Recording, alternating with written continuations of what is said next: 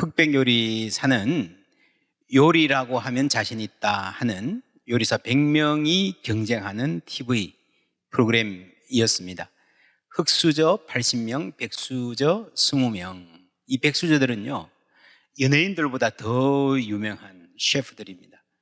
흑수저 80명은 다양한 사람들이 모여 있습니다. 이 흑백 대결이라는 말은 바둑에서 아이디어를 가지고 왔다 그래요. 바둑에서는 흑을 지든 백을 지든 뭐 큰 별 차이가 없죠. 특별히 유리하고 불리한 거 없습니다. 그러나 여기서 흑수저는 좀 달라요.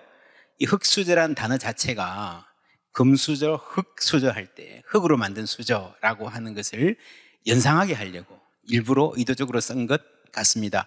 흑수저와 금수저의 세계는 다릅니다. 오르지 못할 나무는 쳐다보지도 말라. 그런 차이죠. 까마득히 위에 있는 그 사람들과 실력으로 겨루어 볼 수 있는 기회 제공합니다. 실제로 이 쇼 맨 처음에는요, 이 흑수저 요리사들은 바닥에서 요리하고 백수저들은 저 위에서 팔짱 끼고 테라스에서 내려다 봅니다. 흑수저들은 모두 이름 없는 요리사예요. 글자 그대로 무명. 백수저들은 전부 다 처음부터 자기 이름을 걸고 요리하지만 흑수저들은 전부 다 별명으로만 불립니다. 최고의 셰프들과 기르는 것입니다. 그런 점에서 공정한 경쟁은 이 프로그램 성공의 필수 조건입니다. 백수저가 유리하겠지. 그렇지도 않습니다. 보통 이런 프로그램 보면요, 사실 시청자들은요, 심정적으로 약자를 응원하잖아요. 그래서 약자가 결국 승리하는 그 구도의 감동을 보고 싶어서 사실 약간 틀어서 인위적으로 만들어서 강자에게 불리한 역차별이 생길 수도 있는 구도입니다. 그런데 이 프로그램은요, 어느 쪽으로도 기울어지지 않으려고, 공정하려고 최선을 다합니다. 긴장이 대단합니다. 블라인드 심사라는 것까지 등장을 해요. 눈 가리고 먹는 거예요. 여러분, 사실 요리는요, 요리사가 안 나오면, 누가 만들었다 말 안 해주면 그냥 먹으면 되잖아요. 이 블라인드에서 요리 먹는 게 쉽지 않습니다. 누가 떠먹여줘야 되고요, 입 벌려야 되고요. 근데 왜 그렇게 할까? 열심히 만든 요리를 내어놓고 심사위원이 맛보는 그 순간 내가 만든 음식이 그 사람의 입에 들어가고 그 입에서 나오는 말에 나의 이제 앞날이 달려있는 이 순간은 시청자들이 마치 내가 심판받는 것 같은 긴장을 느낍니다. 심사위원이 당신 탈락입니다 하면요, 자신의 명패를 들고 나가야 됩니다. 그 나가는 모습 보는 게 짠해요. 누구나 실패해 본 적 있고 실패하면 어떠나 거절당하면 어쩌나 하는 불안을 안고 살아가기 때문일 거예요. 그런데 이 프로그램에서는 아주 깨끗한 승복이 눈에 띕니다. 현실 세계에서는 잘 보지 못하는, 승복 잘 안 하잖아요. 아마 거기에는 이 경쟁이, 심판이 공정하지 않아서라고 생각하는 사람도 많이 있어서 그럴 거예요. 탈락 그러는데 여러분, 탈락의 반대가 뭐죠? 합격? 아니, 여기서는요, 탈락의 반대가 뭔가 하면 생존이에요. 생존, survival. 남은 사람들끼리 끝까지 생존을, 최후의 1인을 뽑을 때까지 생존을 다투는 이런 게임을 survival 게임이라고 그러죠. 여러분, 미국이나 한국이나 세계적으로 서바이벌 게임이 인기가 굉장히 많습니다. 왜냐하면 이게 현실 세계의 축소판이라고 생각하기 때문입니다. 생존 경쟁이란 말이 있잖아요. 어떤 경쟁이에요? 생존 경쟁이란 말 우리가 이미 잘 알고 있습니다. 탈락하면 죽는다 할 만큼 이 세상의 경쟁은요, 엄중하고 가혹합니다. 경쟁이 치열합니다. 생존, 전쟁이라는 말이 맞다 생각하는 사람도 많습니다. 그래서 정말 친한 친구 사이에도 일단 경쟁의 대상이 되면 사이가 벌어지고 오해가 생기고 미워하게 되고 원수가 되기도 합니다. 여러분, 친한 친구는요, 서로의 약점을 잘 알기 때문에 그만큼 아픈 상대가 돼요. 형제끼리 생존 경쟁한다면 어떨까요? 훨씬 심하죠. 다 잘 알잖아요, 약점을. 우리 현실에서도 형제끼리 기업의 상속을 놓고 전쟁하는 것 자주 봅니다. 오늘 말씀에서는 에서와 야곱의 경쟁. 한 집안의 형제니까 똑같지 뭐, 금수저 흑수저 그런 차이가 어디 있어요 할 수 있겠지만 옛날에는 안 그랬어요. 둘째, 셋째, 막내로 태어났으면, 다윗도 막내로 태어나서 부모가 제외했던 사람이었잖아요. 그래서 출발선 저 뒤에 있는 겁니다. 죽었다 깨어나도 장남 못 따라잡아요. 오르지 못할 나무, 쳐다보기도 힘든 나무가 장남입니다. 그런데 야곱은 포기하지 않습니다. 이게 기질의 특이성도 있겠지만 여러분, 에서가 형은 형인데 얼마나 형이에요? 몇 년 형이에요? 예, 주민등록 앞번호가 똑같습니다. 그것도 뭐 몇 분도 아니고요. 같이 나왔어요, 같이. 동생이 형의 발 뒤꿈치를 잡고 나왔다 그랬습니다. 그 안에서부터 싸우다가 이 흑백 요리사 봐도요, 에드워드 링가 하는 미국에서 온 유명한 셰프가 있는데 자주 하는 말이 그런 말입니다. So close. So close. 손톱만큼 짜이밖에 안 한다는 거죠. 우열을 가리기 힘든다는 겁니다. 심사위원들도 그래요. 누구 손을 들어야 될지 모를 정도로 팽팽하다. 그런데 결과는요, 천지 차이인 거예요. 그 경쟁의 엄혹함입니다. 오늘 이 성경에 아버지의 축복을 놓고 대결하는 파이널 라운드 또 그렇게 진행됩니다. 1절부터 제가 다시 볼게요. 세 번역으로. 이삭이 늙어서 눈이 어두워 잘 볼 수 없게 된 어느 날 맏아들 에서를 불렀다. 나의 아들 에서가 대답하였다. 예, 제가 여기에 있습니다. 이삭이 말하였다. 이제 이삭이 말한 부분 우리 모든 남자분들이 다 같이 읽어볼게요. 시작. 얘야, 보아라, 너희 아버지가 이제는 늙어서 언제 죽을지 모르겠구나. 그러니 이제 너는 나를 생각해서 사냥할 때 쓰는 기구들 곧 화살통과 활을 메고 들고 나가서 사냥을 해다가 내가 좋아하는 별미를 만들어서 나에게 가져오너라. 내가 그것을 먹고 죽기 전에 너에게 마음껏 축복하겠다. 예, 형 에서에게만 기회가 주어지죠. 1등에게 맏아들에게 가장 진한 축복을 주려는 아버지의 마음, 요거는 이해가 갑니다. 그런데 둘째에게는 알리지도 않습니다. 여러분, 같이 불러가지고 앉혀놓고 1등을 먼저 축복해주고 많이 축복해주고 둘째도 함께 좀 축복해주면 안 될까요?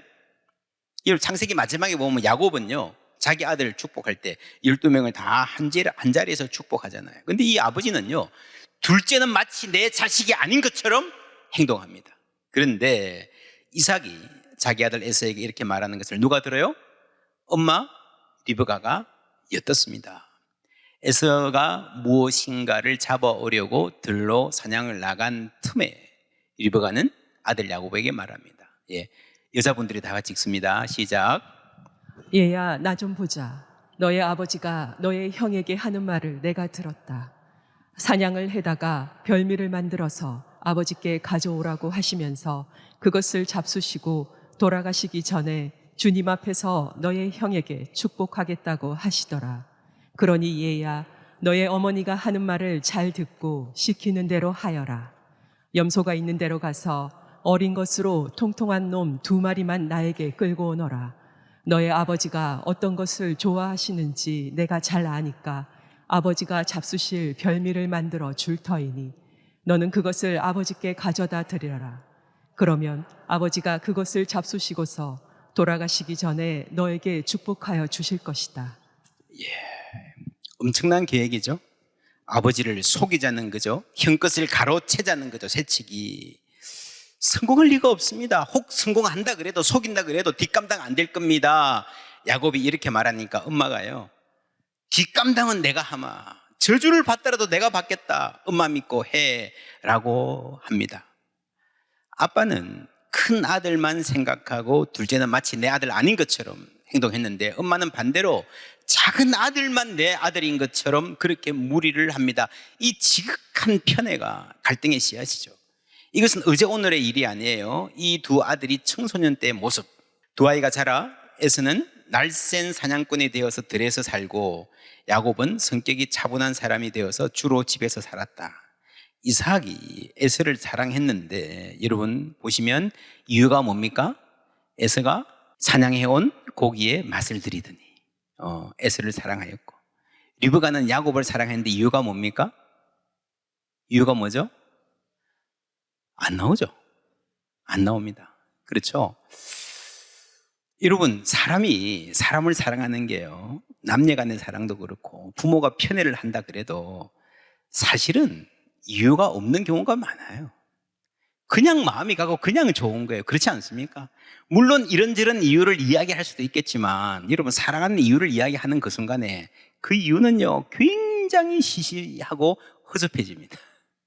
아들이 둘째 아들 눈물 흘리게 하고 첫째 아들만 아버지가 좋아한다 그러는데 고작 그 이유가 고기가 맛있어서 라는 게 여러분 이해가 가십니까? 그도 믿음의 조상인데 여러분 이삭은요 성경을 읽어보면 밖에서는 사회인으로서는 동네 사람들한테는 굉장히 존경받는 훌륭한 그런 인격자였습니다. 그래도 우리가 혹 이 이삭 아버지를 변호해 줄 수 있다면 이렇게 할 수 있겠습니다. 고기가 좋아서 아들이 좋아졌는지 아니면 아들이 좋아서 뭐라도 좋게 말해주고 싶어서 그 아들이 잘하는 거 하나 고기 핑계대고 그냥 말하다가 그게 마음이 굳어졌는지 어쩌면 아버지는 들을 활보하고 다니는 그 아들의 씩씩함이 좋았는지도 모르겠습니다. 이삭도 사실은 상당히 조용하고 소극적인 캐릭터였거든요. 내가 못 가진 것 갖춘 아들 듬직했겠죠. 그 아들이 들에서 잡아온 사냥감 요리를 먹다 보면 벌판을 뛰어다니던 활기찬 모습이 눈에 보이는 듯 했습니다. 아들의 호탕한 웃음이 좋았고요 굵직한 목소리가 마음에 들었을 거예요.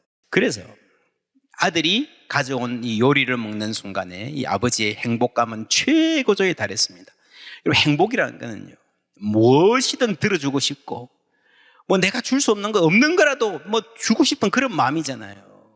그래서 일생의 마지막 결정적인 축복을 주면서 그냥 해줄 수도 있겠지만 이왕이면 가장 기쁜 마음으로 가장 좋은 상태에서 주고 싶은 거예요. 내 안에 있는 모든 좋은 것들을 전부 다 끌어모아서 큰아들에게 주고 싶은 거예요. 그래서 사냥을 해오라 네 요리 좀 맛보자 그렇게 했습니다. 그런데 그걸 엄마가 듣고 개입을 합니다. 엄마와 둘째 아들은 반칙을 꾀합니다. 엄마 찬스. 오늘의 현실에도 많잖아요. 아들이 중요한 일을 하는데 엄마가 후원해주고 도와주고 뭐 이런 거 좋죠. 그런데 그것 때문에 경쟁이 불공정해진다면 점수 1, 2점 차이로 승패가 결정되는 장에서 엄마 찬스가 반칙으로 되어진다면 이러면 심각한 거죠. 우리 사회의 아주 아픔이기도 합니다. 그래도 물론 반칙은 잘못했죠. 우리가 엄마 리브가를 변호해 줄 수 있는 면이 있다면 이런 점이 있습니다. 이 두 아들을 임신했을 때 이야기. 그런데 리브가는 쌍둥이를 배웠는데 그 둘이 태안에서 서로 싸웠다. 그래서 리브가는 이렇게 괴로워서야 내가 어떻게 견디겠는가 하면서 이 일을 알아보려고 주님께로 나아갔다. 주님께서 그에게 대답하셨다. 두 민족이 너의 태안에 들어있다. 너의 태안에서 두 백성이 나뉠 것이다. 한 백성이 다른 백성보다 강할 것이다. 까지는 이해가 되는데 마지막에 형이 동생을 섬길 것이다. 이 충격적인 이야기죠. 당시 사회의 기준으로는 아주 충격적인 이야기, 의외의 이야기였습니다. 근데 이게 또 놀라운 게요. 여러분 세상에서 상속권을 결정하는 것은 대부분 아빠의 역할입니다. 아버지한테 말하지 않고. 왜 하나님이 이 계시를 아버지한테 주지 않고 엄마한테 줬을까?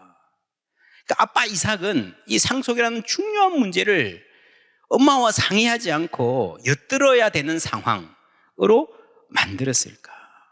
이 아내가 자기 의견을 말하는 것이 아니라 속여야만 하는 상황으로. 아마 하나님 이렇게 말씀하셨어요 말했는데 이삭이 안 들었을 수도 있습니다. 자기 고집으로. 여러분 어떻게 생각하십니까? 아이를 같이 키우는데 이 아이의 미래에 대한 권리, 그 조언할 수 있는 권리 누가 갖습니까? 여기서는 아빠만 갖는 거예요. 엄마는 아무 권리가 없는가? 라고 하는 대단히 현대적인 질문을 성경이 하고 있다고 저는 봅니다. 물론 성경이 이런 부조리한 가부장제를 당장 뒤엎어라 하진 않지만 그것이 잘못된 의문을 제기해야 하는 관행임을 분명히 하고 결국에 성경은요 끈질기게 그것을 넘어서는 방향으로 몰고 갑니다. 예수님 태어나실 때도요 어머니가 그 뜻을 전달받아요. 가장 중요한 구원의 사건. 아빠는요 그냥 옆에 있어요. 조력자예요. 주 인물은 어머니 마리아입니다. 그래서 여러분 이삭은 여기서 눈이 멀어 있잖아요. 흑백 요리사하고 너무도 비슷하게 블라인드 테스트, 할 수 없이 블라인드 테스트가 되는. 그래서 에서가 아닌 야곱이 승리할 수 있는, 엄마의 뜻이 반영될 수 있는 틈이 생기는 거예요.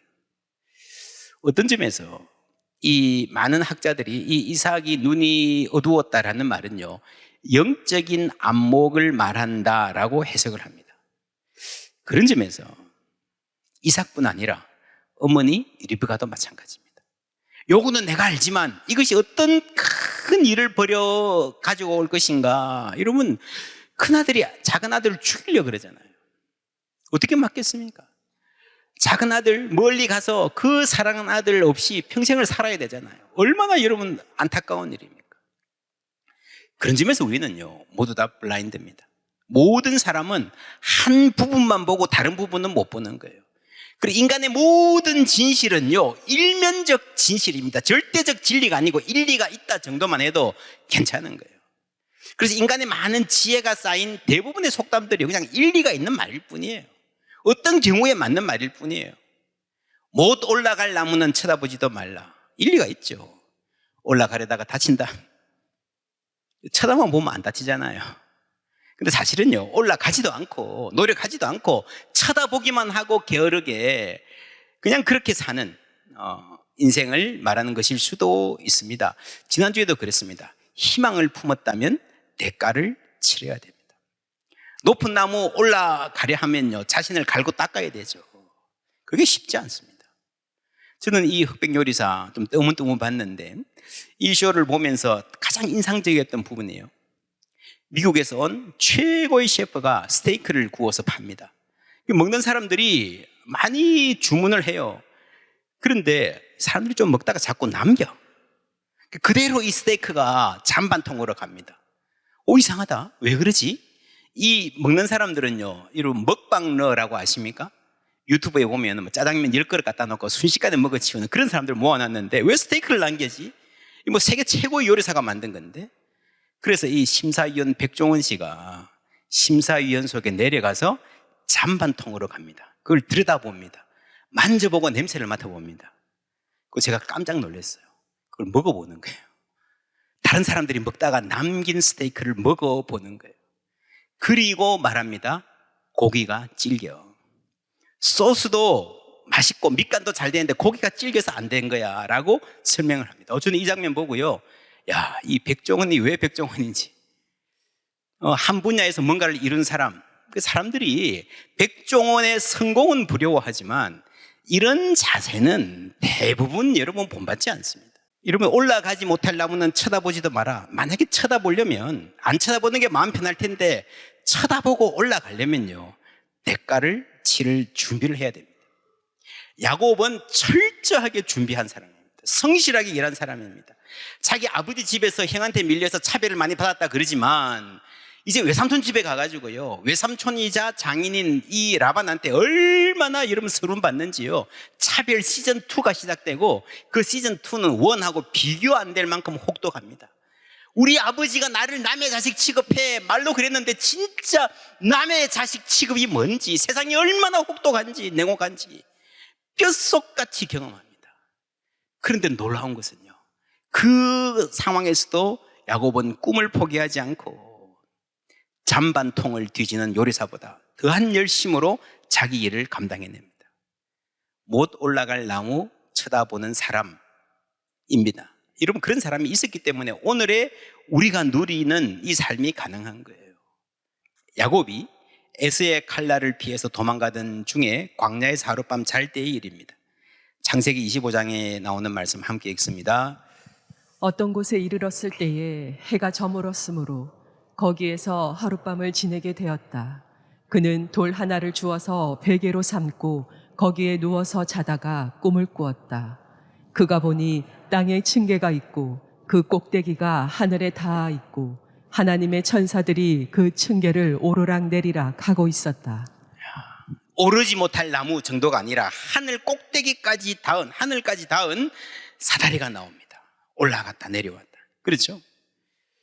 이거 보고 야곱이 뭔 생각을 했을까요? 야, 내가 저만큼 높아지냐? 내가 이만큼 소중한 존재가 되는 거냐? 가슴이 뛰었을 거예요. 저 위에는 뭐가 있을까? 그걸 배우는 거예요.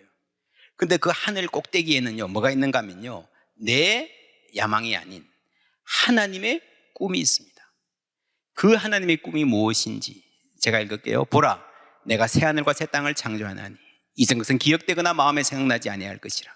이리와 어린 양이 함께 먹을 것이며 사자가 소처럼 짚을 먹을 것이며 뱀은 흙을 양식으로 삼을 것이니 나의 성산에서는 해함도 없겠고 상함도 없으리라. 여호와께서 말씀하시니라.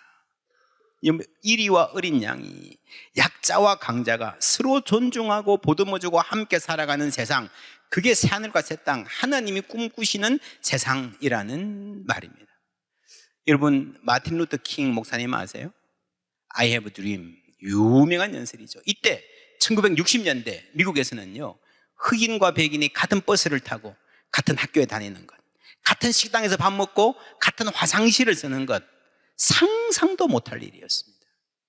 그런데 킹 목사님은 꿈을 꾸었습니다. 흑인과 백인이 나란히 손잡고 친구가 되는 꿈을 꾸었습니다. 흑수저의 아들과 백수저의 딸이 공정한 그라운드에 서는 꿈. 그렇죠? 그래서 역사가 또 한 발 전진하게 된 겁니다. 저는 이것이 하나님이 주신 꿈인 줄 믿습니다.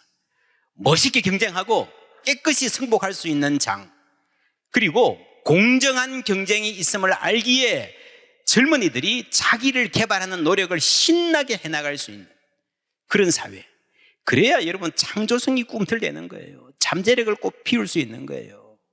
내가 열심히 사는 노력이 내 배만 불리지 않고 내가 누구보다 위에 올라서겠다, 그게 아니고 함께 잘 사는 사회를 만드는 데 기여해주는 사회.